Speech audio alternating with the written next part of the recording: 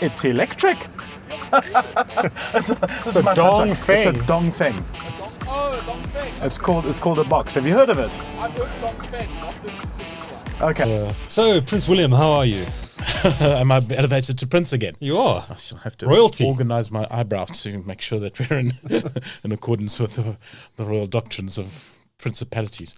Good, and you? I'm very good. Been very, very busy, but You've been a difficult man to get hold of. I've been very busy in the last few weeks, haven't I? But the world moves on, and there's still plenty happening in the motoring industry. I've been covering the tech space, but there is a lot going on in motoring, and that's what we're here to talk about today. We've got quite a bit of ground to cover, I think. Yeah, indeed. Welcome to Season 0, Episode 3, the final episode of the Season 0 of the show, and I'm sure we're going to proceed to we call it a pilot, do we? In due course, yeah. Pilot of 3 episodes. Pilot of 3 episodes. And I'm having fun. I think you're having fun Absolutely. too. Let's see what the feedback is. Let's see what the feedback is. Yeah. We're going to publish the first episode shortly, and we'll be publishing them weekly over the next 3 weeks. Hopefully we don't stand on too many toes and irritate too many people, but you know.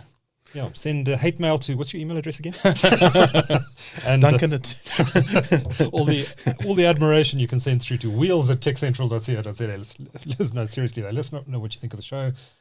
This is a pilot, and if you like it, and we'll know that from the traffic numbers, we'll proceed to Season 1 and make this a permanent share show. Widely, absolutely. I think we're going to do that. So, Dongfeng, they are a Chinese, I think state-owned EV Aren't they all? manufacturer. Aren't they all? Not all of them, but a lot of them. It's a large EV manufacturer coming from China, indeed. China, yes, yeah. Dongfeng, and they actually produce military vehicles for the Chinese military. They make trucks and all sorts of things. But we were talking today about their new Dongfeng Box EV electric car, which has gone on sale. I think it's about to go on sale in South Africa. It's live. You can go and buy one. I think you can, yeah. It starts at 460,000 Rand, so this is one of the cheapest EVs we've seen in the country. And cheap doesn't mean crap. No, it absolutely doesn't. And remember that, at 460,000, sounds like a lot of money, but this is still the cheapest BEV. It's a full electric vehicle on the market. 520 gives you the slightly bigger battery. Yes. So the range goes up to, I think, 300 and something odd Ks, more than you need. It's a city. For a city runabout, which is exactly what this little car is. Yeah. You're not going to drive to Cape Town in this, although some people will. Do you know there's a road trip coming up to PE sometime towards the end of the year? I'm sorely tempted to prove that you actually can take a little city runabout all the way down to the coast for your annual recreational holiday. Which might take you a while to get there. We'll see. We're going to chat a bit about the EV charging infrastructure in the country later on in the show. But it's getting better all the time. So, yeah. Anyway, let's we had a test drive a few days ago in the Dongfeng Box. We did. And we've put this little video together. So let's cut to the reel. Here we are, William. Outside the Tech Central offices. We are in the Dongfeng Box. We're in another EV. Yeah, Chinese made. This is the smallest one I've seen. It's but it's got space for. It's surprisingly well appointed, actually. It's ridiculously big at the back. I mean, when you look out, when you get outside the car, you see how small it is on the outside. Yes. But at the back, it's just enormous. Okay, I had a sneak peek at the boot. Mm-hmm. Okay, the boot's not great. It's a little small. It's a little small. But this is a city runaround. Yeah. This is what it's for. And it comes in 2 flavors. You've got 430 k's of range or 330 k's of range, which is this one. Mm-hmm. But for a city runaround, I mean, and top speed of 150 on the highway, it's what you want. It's what you need. And it's actually really comfortable. I was expecting less. And look at all this. I mean, we'll show some shots of the interior later on. But it is plush, and it's got such a cool little. I'd love the tray. Tray for your odds and sods. Yeah. All right. Shall we get this on the road? It's comfy. Right. There is a game of soccer going on in our office park. Let's try and navigate around these guys. It has. It's a lovely big screen. It's like these big iPad-style screens that become standard in cars now. I was quite surprised by the size of the driver's display, which is tiny. Oh, yes. It's just got but it's a big number of your speed, and really, what else do you need? Yeah, and it shows you your power and your headlight information and the time. And, away you go. It's quite light on the steering, but not unpleasantly so. Let's go. This is in comfort mode. I'm hitting the floor. Is this? It's not. This is quite acceptable for a city runaround. Well, I mean, it's not gonna win any robot to robot things. No, but if you want to get from A to B, it's fun. Yeah. Interesting. I see it's got digital audio broadcasting radio on it. Oh, well, that's digital great. radio. We like digital radio. It's while we're talking about radio, let's have a listen to it. DAB. Let's see what happens. Scanning. Quite a lot of reflection on the screen, which makes it a bit difficult to see in the light. That's because it's still got its... Oh, it still has a sticker on it. Okay. It's very competent on the road. How's the ride in the back, Tadek? It's very comfortable. I've got a lot of leg space. Yeah. Lots of legroom. Yeah. It's massive, huh? For a small car, they've done pretty well. It is actually quite comfortable. This would do well on a long trip. I'm going to go this way. So we've got 199 kilometers of range left. I don't know where these guys are taking us back to, but The road noise is quite loud on this thing. it is a little. Yeah. But it's a comfy car, and it's got nice little luxury touches everywhere. Especially this Yes, I mean, stitched, it's fake very leather. sort of, yeah. Wireless charging over here. Is this charging? Yes, it is. It is. And it's cooled. It's vented, which is nice. It's got the noise that turns off after a speed, so it tells you when you're driving slowly. People can hear you. Oh, You right. Don't walk over them. Damn, so they'll know I'm coming. Yeah. So yeah, exactly. There goes that plan. Exactly. It's not that loud, but apparently outside the car you can hear it. Okay. Yeah. So I suspect that's what's happened here. Is that it's not DABing because it needs a connection. Good afternoon, it says, with a cat sitting on a couch. And there's a little picture of your daughter. Perseverance can conquer any peak in the world, okay? And interesting enough, it's got a turntable. Vinyl. Get it away. With a little Get DAB it sign away. next to it. Yeah, exactly. Maybe it'll add some snap, crackle, and pop to your DAB to make it authentic. 1920s listening. I must say, for the price point, this is... I was a little disappointed at 460. I wanted it under 400. Yeah. Under 400 is certainly going to sell it, That's but even at this price but, point... okay, so and to be fair, that extra 60 is probably the tax. Well, and I think the extra 60 is for the 400k range one, so the 300k range one is just under 400. No. What's the range? 460 is the entry level price for this model, and then 520 is the price on the... Is it up to 520? 520 on the extended range model, which I think has a range of 430 kilometers. Yes. That does make a difference. But it's a small car, it's light, but it's somehow they've managed to make the cabin a decent size. No, it's massive. I mean, there's Height too. space in here Yeah. for hours. You could probably fit Jeremy Clarkson in here if you wanted to. Well, not that he'd ever get in here, but Well, you'd have to be dead, but we can arrange that too. He won't hear you coming. He's old and deaf. I do feel rather small behind a Toyota Fortuner though. Not as, but I mean, we look at the height we are with this here. Let's pull up to this guy. It's electric. It's a Dongfeng. It's a Dongfeng. A Dongfeng. It's called a box. Have you heard of it? I've heard of Dongfeng, not this specific one. Okay, this is the first one they've released. You can buy it today. Oh wow. I don't think it's quite as quick as your car, but it is electric.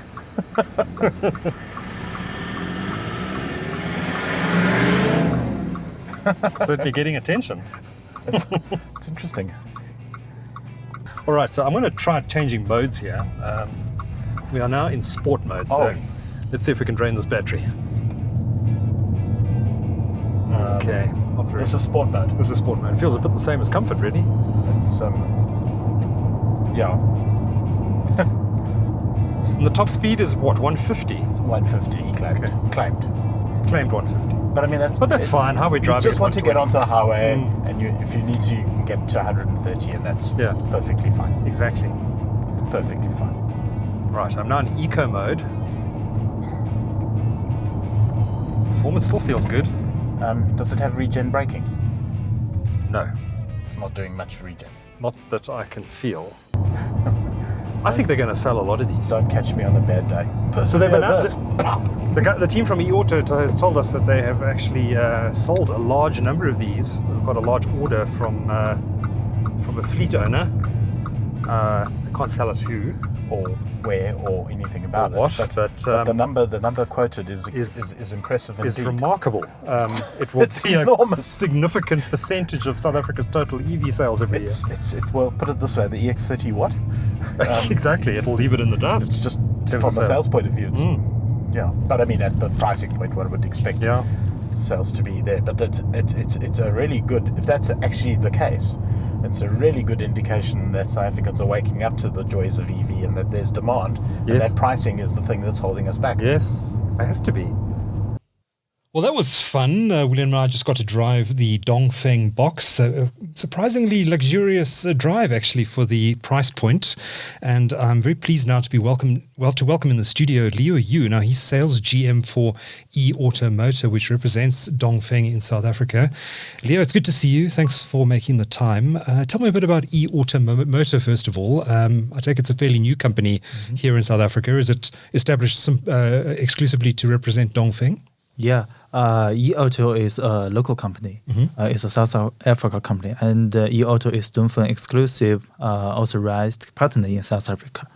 And we bring the new EV, just focus on new EV to South Africa market, and backed by Dongfeng with professional marketing, after sales, and technical support. Okay. And tailored to this market. Great. And Dongfeng, I don't know much about the brand. It's quite a big Chinese EV brand. Tell us a bit about Dongfeng. Where in China is it based? Yeah. How many models of cars does it have? What's its focus?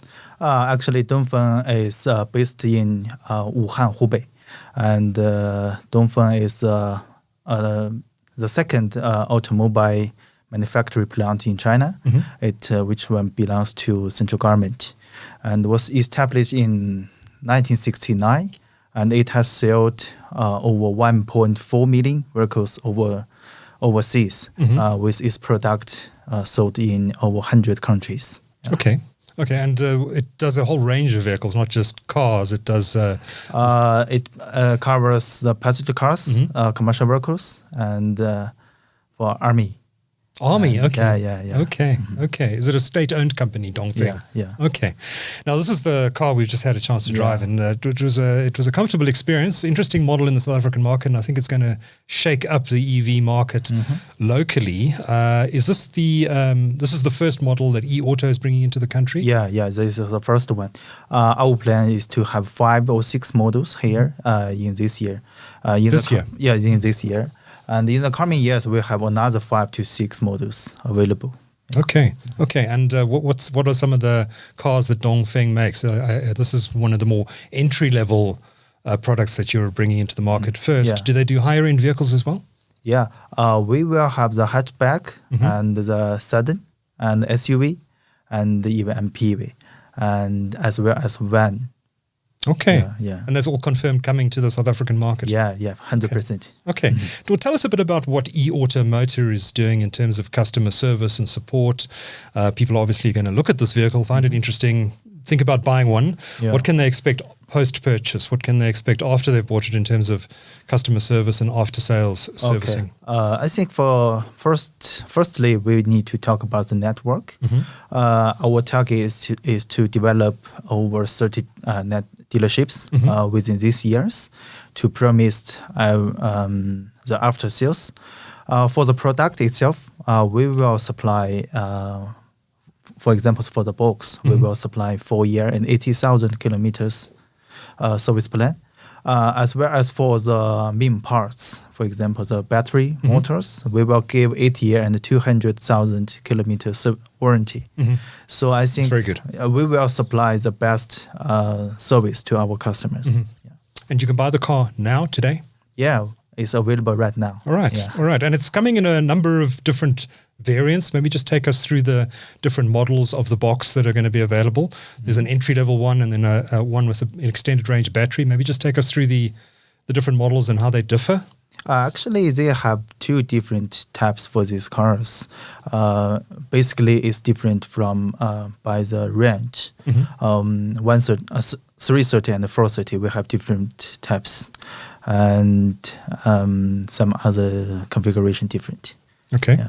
Okay, and but we're talking here on the entry-level model of a range of around 330 kilometers claimed, and on the more expensive model, you're looking at a 430 kilometer range. What are you getting on the more expensive model apart from longer range? What are some of the other features that you're getting on that? For example, they will have the seat memory, Okay. or the bigger wheel, and some other configurations such as the level 2 automotive drive, and the 540 degree camera, something like this. Okay, so you're getting quite a lot more for the top end model that's coming to the market now. This is very bright in what do you call this color? It looks yellowish to me. What is the official color here? Actually, we call it green. Green. Okay. And it also comes in. Sorry. What are the other color options that we have white, blue, and purple. White, blue, and purple. Yeah. Okay. But certainly, if you want to be noticed, this is the color to get. In fact, while we were driving around, William and I, a few minutes ago, we were getting a lot of attention from other road users who were interested in this vehicle. People winding down their windows to talk to us. It's easy to find. And I think there's a lot of interest in the South African market for EVs. Who's this vehicle targeted at? Who are the likely buyers of this? Who are you going to be marketing it to? Actually, I think our customer are diverse, but share key traits. For example, the urban drivers, or the city youth, the family who care about the cost-friendly vehicles for the city trips, or some guys forward-thinking individuals. But essentially, I think anyone who look for eco-friendly vehicles, we have designed the cars for their needs.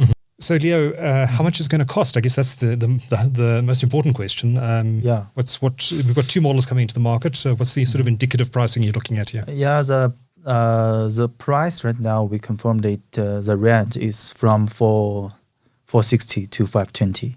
460 to 520. So 460 for the base model, which we had a chance to drive today, and 520,000 for the fully kitted out spec version. How many of these are you expecting to sell? I imagine that this is going to be very popular in the South African market, and I don't want you to give away your secrets, but is this? Are you seeing this as being a significant seller in South Africa's what is admittedly still a very young electric vehicle market here in South Africa? Yeah, I hope so. Actually, our annual sales target is around over 1,500 to 2,000, I think. Of this model in South Africa? Yeah. Okay, well, that's significant if you think that the total EV market in South Africa last year was only a few thousand models anyway.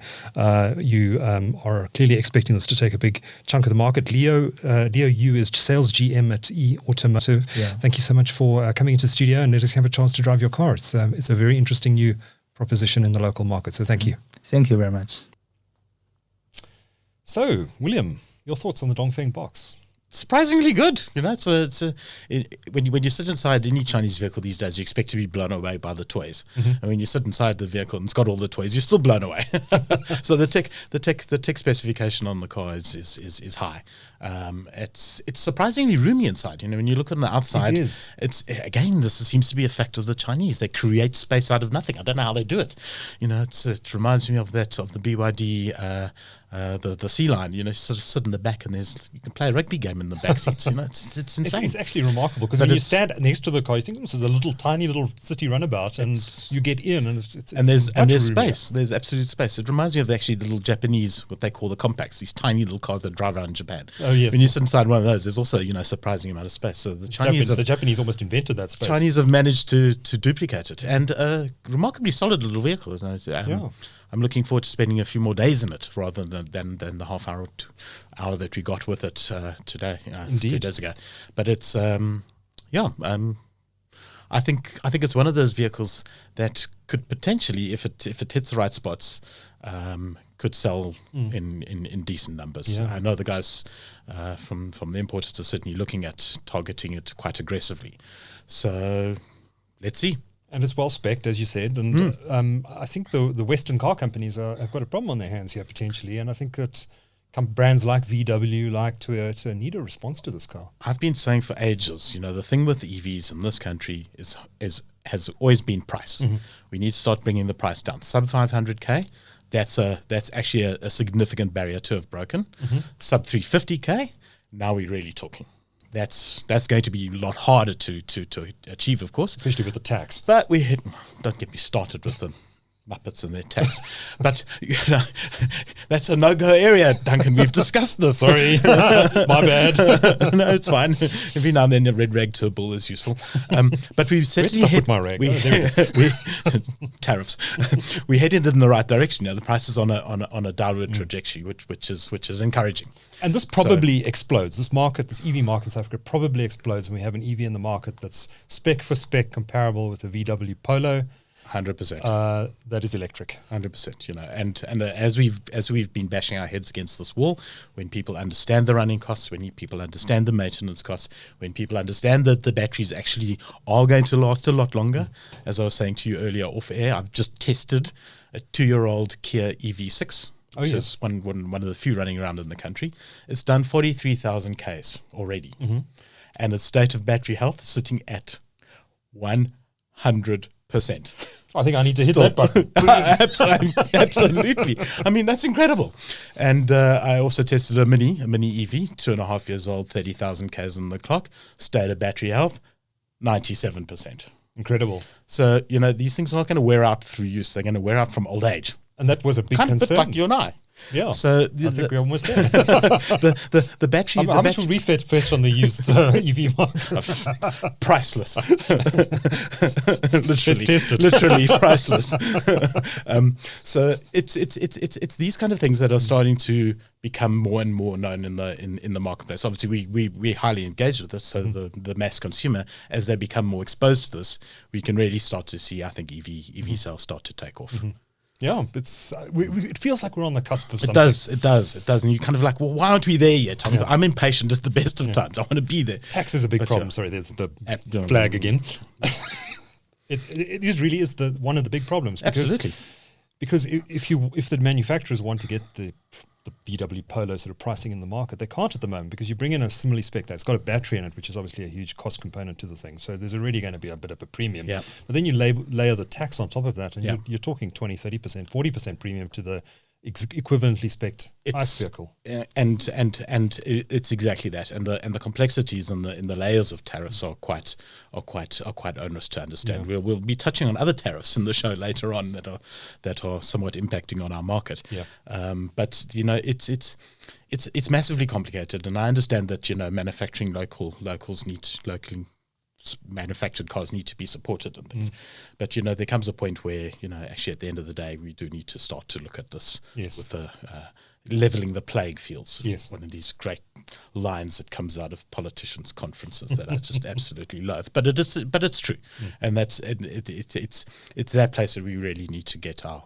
We need the politicians to get a move on, and I think we're probably going to, Cyril Ramaphosa was at the SA Auto Week last year in Cape Town. That's NAAMSA's big annual conference, where he made announcements about plans to incentivize the local manufacturing of EVs, and also hinted at potential subsidies even for consumer purchases of EVs.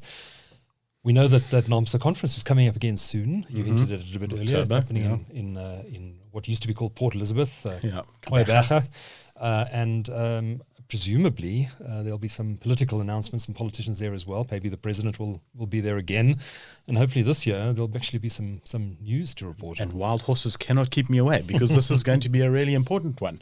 I mean, I think as our new CEO of Mercedes-Benz, Mr. Aby Kochle, has just discovered, as I said to you, he's been tossed a hand grenade with the pin pulled out. Yes. Mercedes-Benz are in the news at the moment for all the wrong reasons. So subsequent to Cyril's announcement, it looks like Mercedes-Benz is going to be exiting the market. So maybe we don't want Cyril down at this one, at the next one. You could just stay at home and do us less damage. Thank you very much. Strong views there, William. Strong views. Our local OEMs are under tremendous pressure, and I think we'll get onto that in a we couple will of minutes. indeed. But let's talk in about the meantime, let's talk about charging stations, because there seems to be a lot happening there. This Isn't of course it is the interesting? Yeah. zero carbon charge off-grid charging station outside Wolmer and Sturt, which has become rather famous actually. So It's actually getting some traction globally. I've seen it on a couple of LinkedIn posts where it's been mentioned, and it's an interesting one because, as you say, it's completely off grid. Yes. So it doesn't need Eskom at all to charge your EVs. Yes. Now, isn't that interesting? Everyone says, "Oh, it's going to overload Eskom. It's going to destroy Eskom. Eskom can't support if we had 100% charge." You don't need Eskom. You don't need it. You just don't need it. You know. Although, I think, as we've said, although once the or economics twice. around this we've spoken about before. So but the economics in this are how do I put this difficult. politically correctly? Dismally woeful, I think, is probably the best. That's that your I can- politically correct. It's the best way I can come up with it. It's difficult because you're basically retaining electricity at the end of the day that you're generating for free from the sun, but you're putting in massive capital expense into this thing. So it becomes a capex versus how long you can pay it off for, and how much can you sell the electricity for, and how much competition do you have, how many charging stations do you have, and how many. And this is the key here: how many EVs do we have on the road? So obviously, if you've got more EVs on the road, the chances are that one of them is going to use your charging infrastructure increases enormously. So it all comes down to size of fleet. And at the moment, I think our total size of fleet, we've got a wonderful picture here from cars.coza. If you add up all our battery EVs, the ones in green there, it's just under 5,000, or just over 5,000 total EVs on the road at the moment. And if you're running charging stations, and I think Zero Carbon Charge want to roll out 120, and NAMSA have announced they want to roll out another 120. You know, Well, NAMSA hasn't announced that yet, well, but it's coming at there's talk about this thing coming out. It's coming at SA Auto Week. I've heard rumors.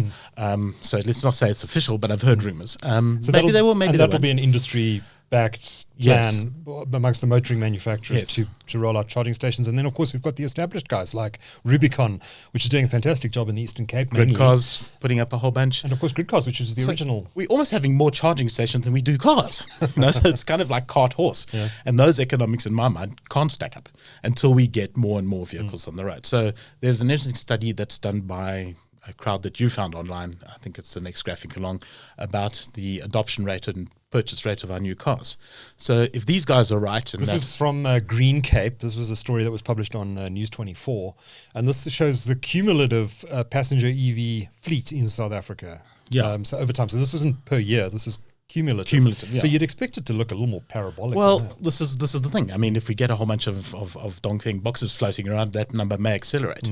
But 2030, we're looking at 25,500 cars. It's not enormous in the ocean. in a fleet of several million that we've got floating on the roads at the moment, and we sell 500,000 cars a year in this country. Remember, so it's That's rather a depressing graphic. actually. it's monumentally depressing. It's sort of like I think it probably a wrong. hot bath and rusty razor blades. type It thing. doesn't look right, though. Yeah. So I suspect that if anything, I hope that this is conservative, because we need those numbers up. And I know that Zero Carbon Charge have got an estimate of around about 354,000 cars by the end of 2029. That's radically different from that. So maybe the truth is somewhere between the two. maybe the truth is somewhere between the two. And, it's a case of there's not a lot we can do about it, Duncan. We're going to have to wait and see. And just put our fingers on the trend and see what's Wait and watch see the what's coming out. politicians. See what's coming out in the Because when in the when works. that let's be honest, when that tax comes out, and especially it comes out of the equation, and if Ramaphosa follows through on his promise that, and then that's always a big if when there are politicians involved, but if that happens, that picture could look very different. And one of the keys is getting our OEMs to start to manufacture BEVs locally, and they're not going to do that if they don't have a market to sell into. So it's a case of we need all the incentives in place, we need the correct pricing points, and then the things will unfold as they as they should. It's a case of the EV market globally didn't grow without subsidies. Even we're not even asking for subsidies in this country. Yes. We're just saying level the playing fields, and it should sort itself out. Going to happen? And Chery have announced that they're bringing in the EV range into South Africa, establishing a local plant. Yeah, I'm not sold on this at all. Could just be assembly. This seems to be the episode of Grumpy Old Men or Grumpy Old Will, because I'm grumpy about everything. It seems I can't see this happening. It's a case of our local market is not that big relative to Chery's production volumes globally. It would have to have massive tax incentives for them to even consider it, and where they're going to sell them to, couple them to local and export where. Well, there are the tax incentives coming. Maybe that's what they're looking at. Maybe, but those incentives are going to have to cover the entire cost of running the operation. I mean, we've seen what happened with the bike factory down in Quebec. I mean, it's an assembly factory at best. I mean, if you believe in the land of rainbows and fluffy clouds and fields of cotton candy, but Never heard Port Elizabeth described that way. But no, just the bike factory. Not the recipe is somewhat better. But I mean, if they've assembled 1,000 cars or 100 cars in that, I'll eat my hat. And that factory's been there for 7 years, 8 years. I think it's actually almost 9 years old. You shouldn't make promises about eating your hat on this show. Well, I might just hold you to it. I'll be happy to do it. I promise I'll be happy to do it, because any manufacturing we need, industrialization, we need to reinvigorate our industrialization in this country. So, absolutely. Because the motoring, let's face facts, with the Trump tariffs, the motoring industry in this country is potentially in serious trouble. I mean, we touched on the shuttering of the if that's the right word, shuttering. I think it's an American term. They're busy. Let me draw you a picture of what's actually happening here. And I brought my, you're in trouble when I bring my clipboard and my pen here. So, when the space people out there look at Earth, they see Earth. That's Earth. And for the politicians who watch this show, you're also on it. And within this Earth, they're going to see a whole bunch of insects called the human race. Lost in time, Duncan, and lost in space. Does that remind you of anything? It does, because you told me about the Rocky Horror Picture Show before the show, but I wouldn't have got it otherwise. And what they see, they're going to see all these insects, all these ants moving around doing things on planet Earth. Right? That. It's just going to look like organized chaos. Little ants running around doing things, pulling bits out of the ground, shipping them off somewhere, growing plants, shipping them off somewhere. And if they are able to use their AI, because being space people watching us from space, they presumably have some sort of AI, and try and unpack what's happening, they'll figure out, this is agriculture, this is manufacturing, this is leisure, this is flying around from A to B. And they're going to get to, eventually, our motoring manufacturing sections in global terms. And that's when their little AI is going to short circuit and blow a fuse, because it won't understand it, because all of our OEMs look like that. So you have a Toyota that has a plant in Uzbekistan. It has a plant in Prospecton in Durban. It has hundreds of thousands of component manufacturers feeding into these plants all over the world. And when we get to our graphic of the best-selling cars in the world, next one along, have a squiz at number 3. Toyota Corolla Cross. Now, does that ring a bell? Best-selling car in South Africa, is it? 859,000 made in the world, and manufactured and made in South Africa. Have a look at number 6. Hilux. Manufactured and made in South Africa. A portion of that number. We don't produce anywhere near that kind of number locally. No.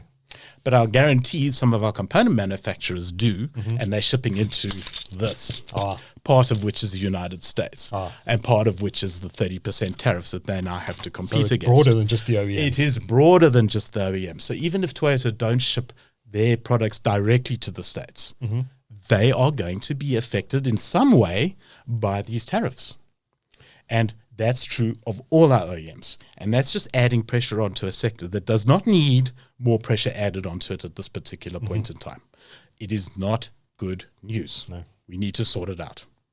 So that's my little tuppence, and that is what I'm really keen to see come out of our conference down at Quebec with NAMSA October this year. It is by far and away the most important one I think we've ever had. But how do we fix our relations with Trump? The guy is so capricious. Does he wake up in a bad mood or not when he meets with us? I don't know what the space people see when they see him, but he's maybe a symptom of, or just the focal point, I think, of general American sentiment. When you look at the bill that's being passed now, proposing sanctions against the ANC senior executive leagues, and we're talking about motoring, but we're delving into politics here. You can't stand the fact that you can't exactly. The support for that bill is not just Trump and his ilk; it's across the board. We've managed to piss off all of them. So we need to fix it with all of them. Anyhow, Yeah. let's see what comes out and what our I suspect this our OEMs this have SA to Auto say. Week event this year It's gonna be is fireworks. the most important that there's Yes, ever been. Absolutely, Yeah, absolutely. yeah. So looking forward to it. Looking forward to it. I'm sure the president will be there again because it's actually such a critical industry to South Africa, and there's such a threat to it now that we need our brightest minds on this. I promise to the space people I will bite my tongue. All right, let's segue directly into the next story before William launches a political tirade. All right, why are we talking about this? Autonomous driving. Now, this is the CyberCab. Now, this isn't actually on the roads yet, I don't think. They've been Tesla's been testing it in So Model Y. Tesla is known for sort of under-promising and over-delivering, except with autonomous driving, where it's been a case of they've promised a lot and under-delivered a lot. And it's an interesting thing that autonomous driving, the more we talk about it, the further away from it we actually seem to be getting. And it's one of those that I think is going to, it's never going to happen, it's never going to happen, it's never going to happen. Suddenly everyone's got it. It'll be just turn on. Yeah. At a flip of a switch. One of my favorite things is that all Volvos for the last 4 or 5 years have been autonomous enabled already.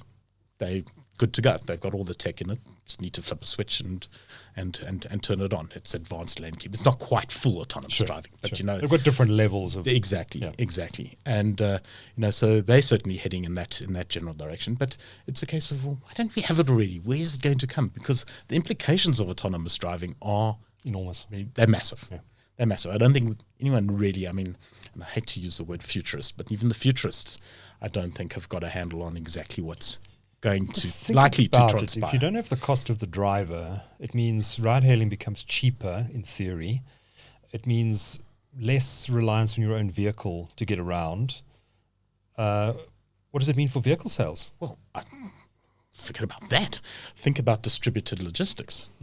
So your EV or your car, presumably it's EV ICE, it makes no difference for autonomous driving, to be honest. But if your car's sitting in the driver and you've got an hour and a half where you're not doing anything, you send it off to go do a delivery. And it doesn't have to do the full delivery.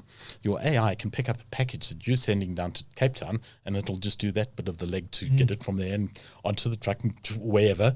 And if you're coming up from Cape Town in your car, you can pick up a couple of packages, chuck them into your car, and off you go. It's just distributed logistics. It's for an AI, it's just mathematics. Could courier companies use it? Could we Absolutely. have driverless courier companies? Absolutely. So, I mean, that implication, your car already taking itself off to be serviced if you need to have it serviced, or shared ownership. I mean, this is a thing that goes around on LinkedIn or across my feed with monotonous regularity. It's kind of like, you'll never own a car. I'm kind of like, bullshit. I want my own car. The fact is I want to be able to get it and go down to the shops and pick up a loaf of bread and come back. I don't want to walk. I mean, for God's sake, who has time to walk? And so I don't think that the concept of vehicle ownership is going away anytime soon, but I think there will be new models of it and new derivatives of transportation solutions emerging from autonomous driving. Yeah, and I think sitting here in South Africa, we don't have a full appreciation for how quickly this is moving. If you go to San Francisco, for example, now you can ride hail in a Waymo taxi right now. It'll arrive, it'll pick you up. There'll be no driver. It'll take you from point A to point B with no problem. And it's still a Jaguar I-Pace, I believe. So it's a case of that stuff is already, in existence, and as I say, I think it's going to be slowly, then very quickly that it snaps in. It's just interesting that Tesla's not leading the charge yet. Yes, so it's trying to get there though. It's not leading. It's Musk's doing a lot of catching up actually in a lot of fields. He's a leader in space rocket launches. But in other fields, it'll be interesting to see. I wouldn't bet against him. Let's put it that way. No, because he does tend to surprise on the upside generally. Yeah. But it's one of those things that Tesla have been punting for a very long time that they just haven't seemed to nail completely yet. Yeah. But it's going to be fascinating to watch. And some of the big ride-hailing companies are already starting to deal. I saw, I think it was Uber the other day announced a big deal with BYD for autonomous vehicles, autonomous EVs. It's a natural fit, isn't it? Yeah. But I don't think interesting we're times. quite ready to give up our cars for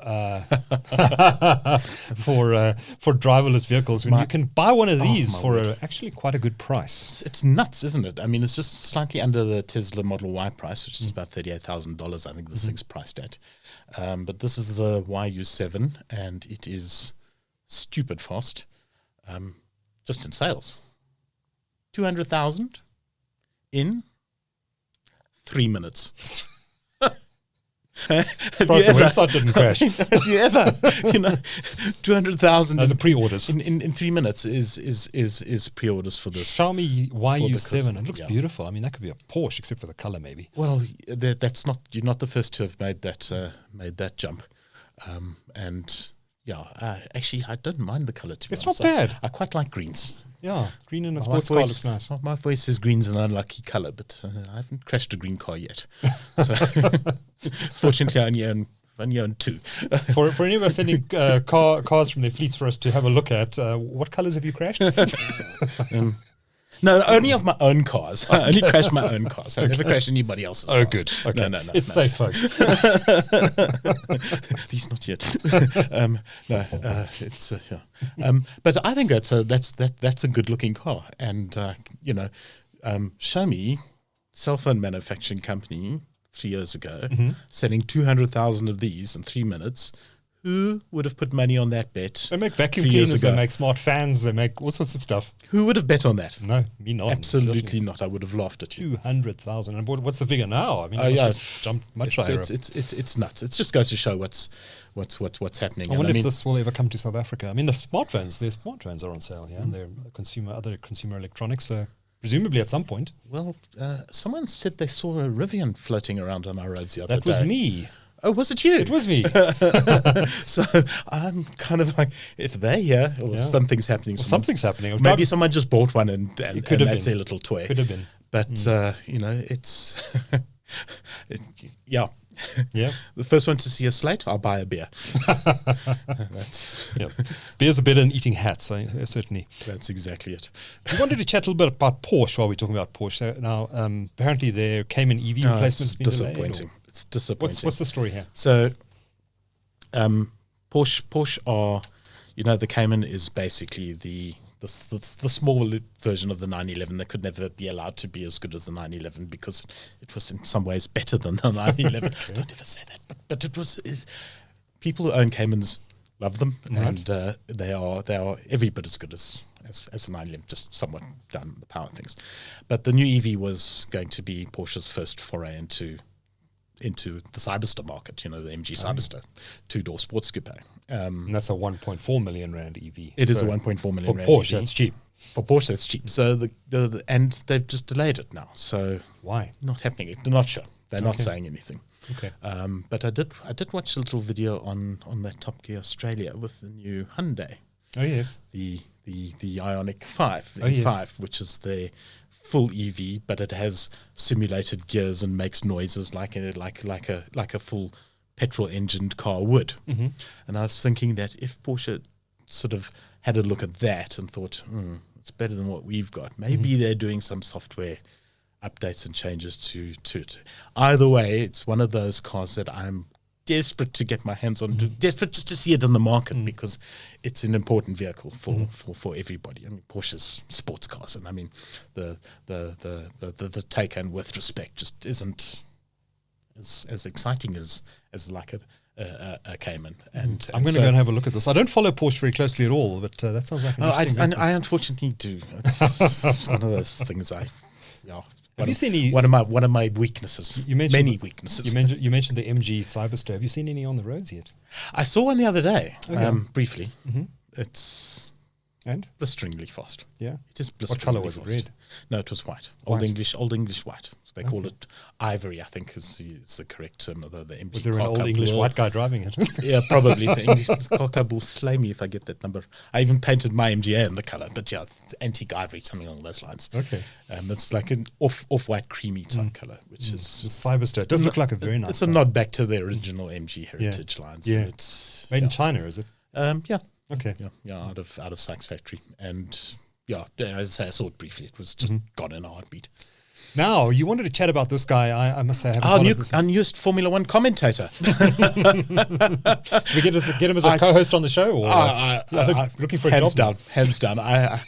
You know, as much as everybody doesn't like Christian Horner, I think he got absolute results. And as a commentator, I think he would be brilliant. He would be hysterical to listen to. So, Christian, don't give up on Formula One completely. You know, you've still got a career as I think as a commentator. Right. Go for it, China. Now, I learned today he's married to one of the Spice Girls. He is Jerry Halliwell. Yeah, yeah, Okay. yeah. Part of the motoring world is that slipped me by completely, I'm afraid. Formula One. It's exciting. It's very interesting at the moment. Yeah. Well, speaking of exciting, that's the end of episode 3. Can't believe it's been so quick already. It has been. Been a flyer. It has been. It's been fun doing these 3 shows. And as I mentioned at the beginning of the show, wheels@techcentral.co.za. We'd love to hear from you. Tell us what you think of the show. What are we not doing well? What do you want to see on the show? Tell us what cars you want us to review. Less ranting from Will. And I'll try and behave.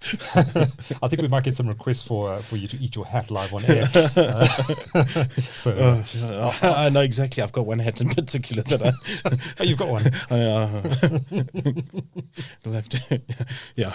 Let us hope it never passes to that eventuality. But seriously, let us know what cars you want, and we'll speak to the OEMs, and we'll try and get them on the show. And That'd be great. Do some reviews of them. And William, you're champing at the bit, as it were, to get your hands on some EVs and get some reviews under your belt. So Absolutely. Send us the vehicles, and we'll definitely have a look at them. Fantastic. Thank you for watching, and we hope to see you in season 1. William, thank you. Duncan, it's been great. It has been. Cheers. See you in season 1.